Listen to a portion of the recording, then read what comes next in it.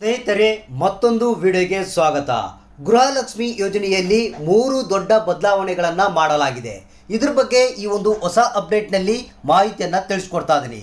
ಹೌದು ಸ್ನೇಹಿತರೆ, ಗೃಹಲಕ್ಷ್ಮಿ ಯೋಜನೆಯಲ್ಲಿ 3 ದೊಡ್ಡ ಬದಲಾವಣೆಗಳು ಆಗಿದ್ದು, ಅದರಲ್ಲಿ ಮೊದಲನೇದು ಅರ್ಜಿಯನ್ನು ಅಂದರೆ ಆಫ್ಲೈನ್ನಲ್ಲಿ ಅರ್ಜಿಯನ್ನು ಸಲ್ಲಿಸೋದಕ್ಕೆ ಗೃಹಲಕ್ಷ್ಮಿಯ ಅರ್ಜಿ ಫಾರಮ್ನ ಎಲ್ಲಿ ಕೊಡ್ತಾರೆ ಅನ್ನೋದ್ರ ಬಗ್ಗೆ ಒಂದು ಬದಲಾವಣೆಯನ್ನು ಮಾಡಲಾಗಿದೆ. ಆ ಒಂದು ಅಪ್ಡೇಟ್ ಬಗ್ಗೆ ಮಾಹಿತಿಯನ್ನು ತಿಳಿಸ್ಕೊಡ್ತೀನಿ. ಎರಡನೇದು, ಗೃಹಲಕ್ಷ್ಮಿ ಯೋಜನೆಯ ಅಪ್ಲಿಕೇಶನ್ ಫಾರಮ್ ಜೊತೆಗೆ ಕೆಲವೊಂದು ದಾಖಲಾತಿಗಳನ್ನು ಅಟ್ಯಾಚ್ ಮಾಡಬೇಕಂತ ಹೇಳಿದ್ರು. ಅದರಲ್ಲಿ ಕೂಡ ದೊಡ್ಡ ಬದಲಾವಣೆಗಳನ್ನು ಮಾಡಲಾಗಿದೆ. ಅಂದರೆ ಯಾವ್ಯಾವ ದಾಖಲಾತಿಗಳನ್ನು ನೀವು ಸಬ್ಮಿಟ್ ಮಾಡಬೇಕಾಗುತ್ತೆ ಅಪ್ಲಿಕೇಶನ್ ಫಾರಮ್ ಜೊತೆಗೆ ಅನ್ನೋದ್ರ ಬಗ್ಗೆ ಮಾಹಿತಿಯನ್ನು ತಿಳಿಸ್ಕೊಡ್ತೀನಿ. ಇನ್ನು ಕಾಂಗ್ರೆಸ್ ಸರ್ಕಾರ ಕೆಲವೊಬ್ಬರಿಗೆ ಈ ಒಂದು ಗೃಹಲಕ್ಷ್ಮಿ ಯೋಜನೆಯ ಬೆನಿಫಿಟ್ ಸಿಗೋದಿಲ್ಲ, ಅಂದರೆ ಲಾಭ ಸಿಗೋದಿಲ್ಲ ಅಂತ ಹೇಳಿದ್ದಾರೆ. ಹಾಗಾದರೆ ಅವರು ಯಾರ್ಯಾರು, ಅಂದರೆ ಯಾರ್ಯಾರಿಗೆ ಈ ಒಂದು ಗೃಹಲಕ್ಷ್ಮಿ ಯೋಜನೆಯ ಬೆನಿಫಿಟ್ ಸಿಗೋದಿಲ್ಲ ಅನ್ನೋದ್ರ ಬಗ್ಗೆ ಮಾಹಿತಿಯನ್ನು ತಿಳಿಸ್ಕೊಡ್ತೀನಿ. ಅಂದರೆ ಈಗ ಹೊಸದಾಗಿ ಇದೀಗ ಬಂದಿರುವಂಥ 3 ಹೊಸ ಅಪ್ಡೇಟ್ಗಳು ಇವು. ಈ ಒಂದು 3 ಹೊಸ ಅಪ್ಡೇಟ್ಗಳ ಬಗ್ಗೆ ಮಾಹಿತಿಯನ್ನು ತಿಳಿಯೋಣ. ಸ್ನೇಹಿತರೆ, ಮೊದಲನೇದು ಅಂದರೆ ಇದೇ ತಿಂಗಳ ಜೂನ್ 15ನೇ ತಾರೀಕಿನಿಂದ ಆನ್ಲೈನ್ ಮತ್ತು ಆಫ್ಲೈನ್ನಲ್ಲಿ ಗೃಹಲಕ್ಷ್ಮಿ ಯೋಜನೆಗೆ ಅರ್ಜಿ ಸಲ್ಲಿಸುವಂಥ ಪ್ರಕ್ರಿಯೆ ಪ್ರಾರಂಭ ಆಗ್ತಾ ಇದೆ. ಆನ್ಲೈನ್ ಅಂತಂದರೆ ನಿಮಗೆ ಸೇವಾ ಸಿಂಧು ಪೋರ್ಟಲ್ನಲ್ಲಿ ಅರ್ಜಿಯನ್ನು ಸಲ್ಲಿಸಬೇಕು. ಅದೇ ರೀತಿಯಾಗಿ ಆಫ್ಲೈನ್ನಲ್ಲಿ ಅಂತಂದರೆ ನಿನ್ನೆ ಕೆಲವೊಂದು ಮಾಧ್ಯಮಗಳ ವರದಿ ಪ್ರಕಾರ ಮಹಿಳಾ ಮತ್ತು ಮಕ್ಕಳ ಕಲ್ಯಾಣ ಇಲಾಖೆಯಲ್ಲಿ ನೀವು ಅರ್ಜಿ ಫಾರಮ್ನ ಕೊಡ್ತಾರೆ ಅಂತ ಹೇಳಿದರು. ಆದರೆ ಈಗ ಅರ್ಜಿ ಫಾರಮ್ ಕೊಡುವಂಥ ಸ್ಥಳ ಏನಿದೆ ಬದಲಾವಣೆ ಆಗಿದೆ. ಅಂದರೆ ನಿಮಗೆ ಗೃಹಲಕ್ಷ್ಮಿ ಯೋಜನೆಯ ಅಪ್ಲಿಕೇಶನ್ ಫಾರಮ್ ಈಗ ನಾಡ ಕಚೇರಿಯಲ್ಲಿ ಸಿಗುತ್ತಂತೆ. ಹೌದು ಸ್ನೇಹಿತರೆ, ಇದೊಂದು ಹೊಸ ಅಪ್ಡೇಟು. ನೀವು ಗೃಹಲಕ್ಷ್ಮಿ ಯೋಜನೆಯ ಅಪ್ಲಿಕೇಶನ್ ಫಾರಮ್ನ ಏನು ನಾಡ ಕಚೇರಿಯಲ್ಲಿ ಸಿಗುತ್ತೆ, ಅಲ್ಲಿ ನೀವು ಇಸ್ಕೊಂಡು ಅದನ್ನು ಫುಲ್ಫಿಲ್ ಮಾಡಿ ಅಲ್ಲೇ ಸಬ್ಮಿಟ್ ಮಾಡಬೇಕಾಗುತ್ತೆ. ಮತ್ತು ಅದ್ರ ಜೊತೆಗೆ ಎರಡನೇ ಹೊಸ ಅಪ್ಡೇಟ್ ಏನಪ್ಪ ಅಂತಂದರೆ ಕೆಲವೊಂದು ದಾಖಲಾತಿಗಳನ್ನು ಬದಲಾವಣೆ ಮಾಡಿದ್ದಾರೆ. ಅಂದರೆ ನಿಮಗೆ ಯಾವ್ಯಾವ ದಾಖಲಾತಿಗಳನ್ನು ಕೊಡಬೇಕು, ಯಾವ್ಯಾವ ದಾಖಲಾತಿಗಳನ್ನು ಕೊಡಬಾರ್ದು ಅನ್ನೋದ್ರ ಬಗ್ಗೆ ಮಾಹಿತಿಯನ್ನು ನೋಡೋಣ. ಮೊದಲನೇದಾಗಿ ಏನು ಗೃಹಲಕ್ಷ್ಮಿ ಯೋಜನೆಯ ಅಪ್ಲಿಕೇಶನ್ ಫಾರಮ್ನ ನೀವು ಸಬ್ಮಿಟ್ ಮಾಡಬೇಕಾದ್ರೆ ಅಥವಾ ಅರ್ಜಿಯನ್ನು ಸಲ್ಲಿಸಬೇಕಾದ್ರೆ ಗಂಡ ಹೆಂಡತಿಯ ಆಧಾರ್ ಕಾರ್ಡ್ ಮತ್ತು ಬ್ಯಾಂಕ್ ಪಾಸ್ಬುಕ್ಕ, ವೋಟರ್ ಐ ಡಿ ಕಾರ್ಡ್, ಇವು 3ಗಳನ್ನು ಇಬ್ಬರು ಪತಿ ಪತ್ನಿಯ ಇಬ್ಬರು ಒಂದು ಡಾಕ್ಯುಮೆಂಟ್ಗಳನ್ನು ಕೊಡಬೇಕಂತ ಹೇಳಿದರು. ಈಗ ಇದರಲ್ಲಿ ಕೆಲವೊಂದು ಬದಲಾವಣೆಗಳನ್ನು ಮಾಡಲಾಗಿದೆ.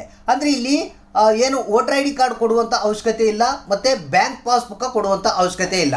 ಕೇವಲ ಏನು ನಿಮ್ಮ ಆಧಾರ್ ಕಾರ್ಡ್ ಮತ್ತು ಪತಿಯ ಆಧಾರ್ ಕಾರ್ಡನ್ನು ಕೊಡಬೇಕು, ಮತ್ತು ರೇಷನ್ ಕಾರ್ಡ್ ಕೊಡಬೇಕಾಗುತ್ತೆ, ಕ್ಯಾಸ್ಟ್ ಆ್ಯಂಡ್ ಇನ್ಕಮ್ ಸರ್ಟಿಫಿಕೇಟ್ನ ಕೊಡಬೇಕು, ಅದ್ರ ಜೊತೆಗೆ 1-2-3 ಫೋಟೋಗಳನ್ನು ಕೊಡಬೇಕು. ಇಷ್ಟು ದಾಖಲಾತಿಗಳನ್ನು ಕೊಟ್ಟರೆ ಸಾಕಂತ ತಿಳಿಸಲಾಗಿದೆ.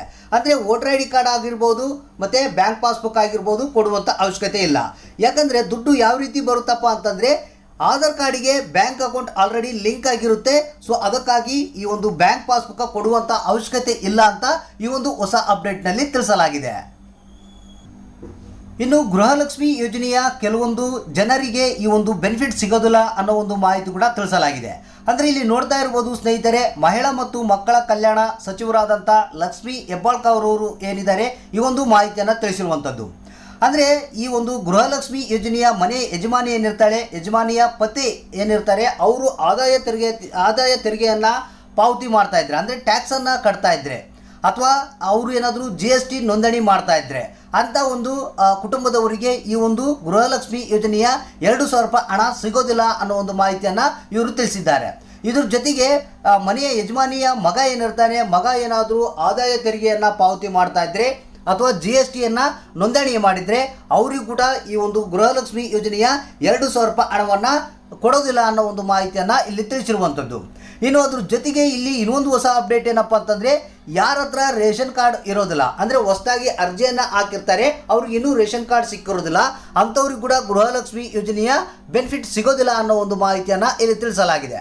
ಅಂದರೆ ಈ ಒಂದು ಏನು ಹೊಸದಾಗಿ ರೇಷನ್ ಕಾರ್ಡ್ಗೆ ಅಪ್ಲೈ ಮಾಡಿರ್ತಾರೆ ಅವ್ರಿಗೆ ರೇಷನ್ ಕಾರ್ಡ್ ಸಿಕ್ಕಿರೋದಿಲ್ಲ, ಅಂಥವ್ರಿಗೆ ಮುಂದಿನ ದಿನಗಳಲ್ಲಿ ಸ್ಕೀಮ್ಗೆ ಸೇರಿಸುವಂಥ ಪ್ರಯತ್ನವನ್ನು ಮಾಡ್ತೀವಿ ಅನ್ನೋ ಒಂದು ಮಾಹಿತಿಯನ್ನು ಮಹಿಳಾ ಮತ್ತು ಮಕ್ಕಳ ಕಲ್ಯಾಣ ಸಚಿವರಾದಂಥ ಲಕ್ಷ್ಮಿ ಹೆಬ್ಬಾಳ್ಕರ್ ಅವರು ತಿಳಿಸಿದ್ದಾರೆ.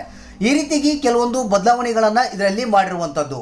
ಸ್ನೇಹಿತರೆ, ಈ ಒಂದು ಮಾಹಿತಿ, ಈ ಒಂದು ವಿಡಿಯೋ ಇಷ್ಟ ಆಗಿದ್ದಲ್ಲಿ ಒಂದು ಲೈಕ್ ಮಾಡಿ, ತಪ್ಪದೆ ಎಲ್ಲರಿಗೂ ಶೇರ್ ಮಾಡಿ. ಈ ವಿಡಿಯೋನ ನೋಡೋದಕ್ಕೆ ಧನ್ಯವಾದಗಳು.